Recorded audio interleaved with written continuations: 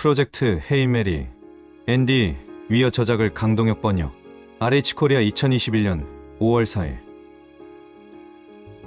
책 소개. 이름도 기억 못하는 내가 인류의 희망이라니. 멸망 위기의 지구 구하기 프로젝트. 헤이 메리 헤어 메리는 미식 축구 용어로 경기 막판에 역전을 노리고 하는 패스에서 유래한 말이다. 작품 속 우주선의 이름인 헤이 메리오도 지구를 종말로부터 구하기 위한 마지막 역전을 바라는 마음에 지어졌다. 주인공이 긴 수면 끝에 눈을 뜬 곳은 우주 한복판이었다. 하지만 그는 자신의 이름조차 기억하지 못한다. 설상가상으로 함께 우주선 헤이 메리오에 탄 동료들은 모두 죽고 혼자가 된 상황이다. 헤이 메리오를 샅샅이 뒤진 끝에 그는 한 가지 사실을 깨닫는다. 그는 인류를 구할 마지막 희망이자 우주 한복판에서 죽을 예정인 과학자였다는 것을. 소설 속 지구는 태양의 온도를 떨어뜨리는 미지의 생명체 아스트로파지로 인해 멸망 위기에 처한 상황이다. 주인공은 그 아스트로파지를 조사하고 해결 방안을 찾기 위해 우주 출장을 오게 된 것이다. 다만 기술적 한계로 주인공은 아스트로파지를 없앨 해결책만 지구로 보낸 후 우주에서 홀로 죽을 운명이었다. 즉, 편도행 헤이 메리오의 일원으로 우주에 왔다. 그런데 잠깐 우주선 계기판에 무언가 이상한 신호가 잡힌다. 기억을 되찾고 인류를 구하기도 바쁜데 갑자기 외계인의 등장이라니. 과연 그는 지구 구하기 임무를 완수하고 무사히 죽을 수 있을까? 추천사 듀나, 평론가 SF 소설가 앤디 위어의 세계는 점점 넓어지고 다채로워지고 재미있어지고 있다. 모두에게 좋은 일이다. 이명현, 천문학자. 물이 콸콸 솟아오르르 과학이 넘쳐나서 책 밖으로 흐르는 이야기다발과 같은 작품. 그의 솜씨가 궁금하다면 당장 이 책을 펼쳐라.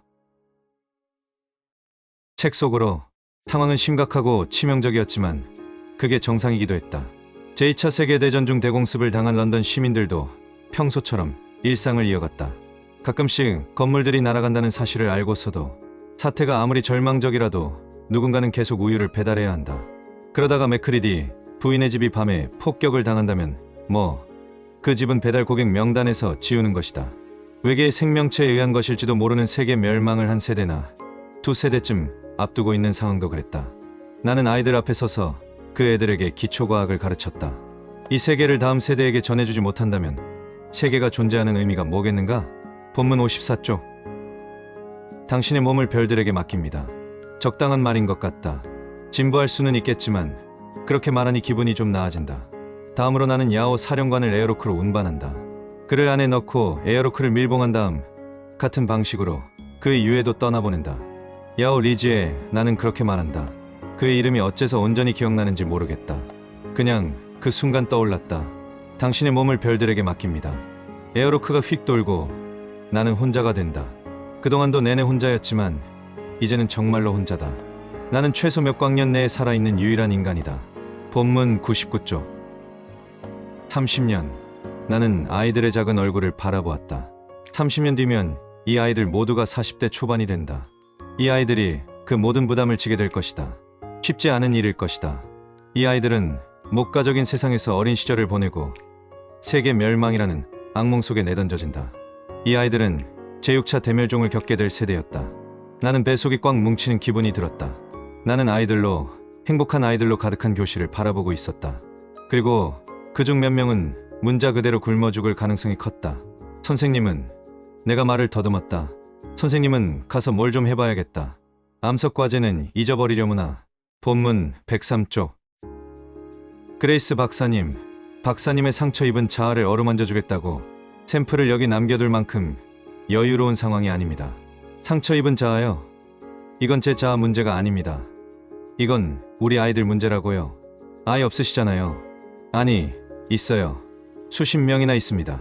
아이들이 매일 제 수업을 들으러 와요. 그런데 우리가 이 문제를 풀지 못하면 그 아이들 모두가 매드맥스식의 악몽 같은 세상을 맞이하게 될 겁니다. 네, 물 얘기는 제가 틀렸어요. 그건 아무래도 상관없습니다. 제 관심사는 아이들이에요. 그러니까 그 못된 아스트로파지 녀석들 좀 주시겠어요.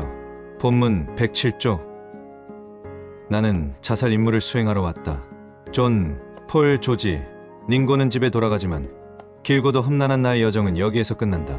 이번 임무에 자원했을 때 나는 이 모든 사실을 알고 있었던 게 틀림없다. 그러나 기억상실증에 걸린 내 두뇌에게는 이 정보가 새롭기만 하다. 나는 여기에서 죽는다. 혼자서 죽게 된다.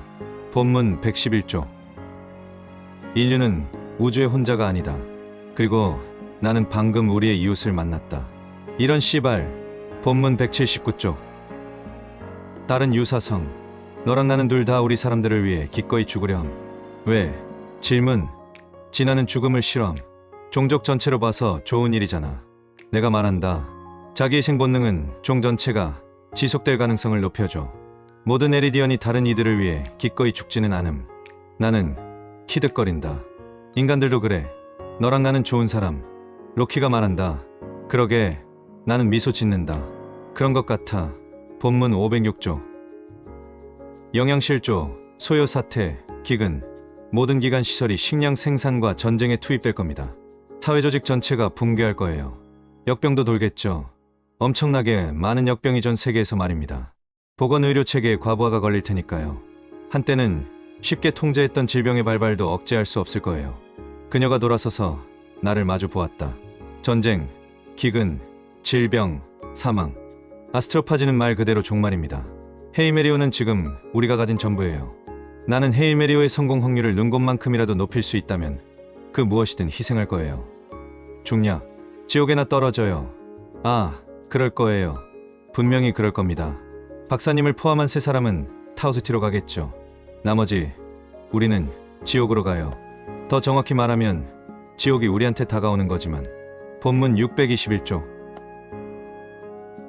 출판사 서평. 모든 사람이 다른 일을 위해 기꺼이 죽지는 않아. SF 역사상 가장 눈부신 결말을 그린 대서사시. 평범한 선량함이 두 인류를 구하다. 15살 때부터 미국 국립연구소에서 일하며 업계에서 천재로 불렸던 앤디 위어. 그는 장기인 뛰어난 과학적 지식을 소설에서도 10분 활용한다. 앤디 위어가 현존하는 물리적 법칙을 하나도 깨뜨리지 않고 작품을 썼다는 점은 과학을 사랑하는 사람들 사이에서 이미 유명하다. 이번 작품에서도 오일러 공식부터 공기역학, 골디락스 존까지 허투루 넘어가지 않는다. 그의 못지않은 장점을 꼽자면 검증된 페이지 터너라는 점이다. 작가가 과학 분야와 소설적 재미를 얽어내는 솜씨는 가히 세계 최고라 해도 과언이 아니다. 프로젝트 헤이메리에는 끝없이 위기가 닥치고 이를 해결하는 상황이 반복된다. 더군다나 우주를 배경으로 하고 있는 만큼 그 스케일은 장대하다. 독자가 이 작품을 손에서 놓지 않고 흥미롭게 읽을 수 있는 이유는 여기에 그치지 않는다. 인류 위기라는 심각한 분위기와 상관없이 시시때때로 농담을 던지는 주인공과 문장, 사이사이에 배어있는 작가 특유의 낙관론 덕분이다. 그렇다면 그 낙관의 힘은 어디에서 오는 걸까? 이 물음에 대해 앤디 위어는 저는 우울증으로 고생했고 가난에 시달리기도 했지만 항상 인류에 대해 굳게 믿고 있습니다. 모르는 사람을 위해 구급차를 부르고 구급차가 지나가면 길을 비켜주는 이런 일들은 뉴스에 나오지 않습니다. 인간이 서로를 돕기 위한 행동은 지극히 정상적이고 평범한 것이거든요. 넓은 시야로 본다면 우리는 지속적으로 미래를 더 좋게 만들고 있다고 믿습니다라고 답했다. 이렇듯 그의 소설이 잘 읽히는 이유는 비단 잘 짜인 이야기와 위트 넘치는 문장력뿐만 아니라 작은 선의로 가득 찬 미래에 대한 믿음 덕분일 것이다. 작은 선의가 주요 키워드인 프로젝트 헤이메리에는 소수의 영웅만 등장하지 않는다. 그저 다수의 사람들이 각자 자리에서 작은 선의를 가지고 지구 멸망을 막을 방법을 찾을 뿐이다. 해답을 찾기 위한 우주선 제작에 미국, 소련, 러시아, 중국 등이 국가 상관없이 한자리에 모여 계획을 세우는 장면을 보면 우주에 나가 외계인을 만나는 것보다 더 판타지처럼 느껴지기도 하고 뭉클한 감정마저 든다. 중학교 선생님인 주인공 역시 마찬가지였다. 학생들의 미래를 위해 시작한 작은 행동은 지구를 구하는 원동력이 된다. 결국 이 소설은 평범하고 작은 선량함이 불러온 범우주적인 구원의 이야기인 셈이다. 소박함에서 출발하여 거대한 구원을 이루는 그 눈부신 순간을 꼭 프로젝트 헤이메리에서 만나보길 바란다. 그리고 당신의 작은 선의 역시 지구를 구하는 영웅이 될 수 있다는 속삭임을 듣길 바란다.